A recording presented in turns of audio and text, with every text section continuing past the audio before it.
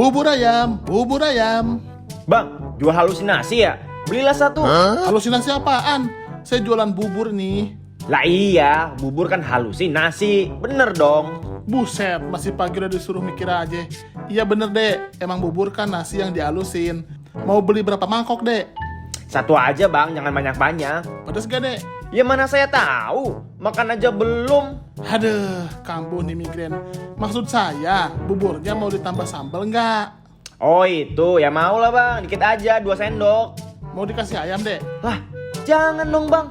Bubur buat saya makan malah dikasih ayam, gimana sih? Astagfirullah, maksudnya dikasih suiran ayam apa enggak? Ini ada dari tadi bikin emosi ya. Saya udah 3 hari nih migrain, jadi makin parah nih. Ya elah bang, ya kalau sakit mah berobat bang. Punya BPJS kan? Punya dek, tapi kartunya udah hilang, nggak tahu udah sampai sekarang nggak ketemu. Tapi KTP ada kan bang? Ya punya dong. Ya udah pakai KTP aja berobat. KTP mah ada, emang bisa berobat BPJS pakai KTP? Ih si abang kuper amat. Sekarang berobat pakai BPJS cukup KTP aja bang. Mau vaskes pertama atau dirujuk ke rumah sakit, ya cukup bawa KTP aja. Hehehe, ya juga ya.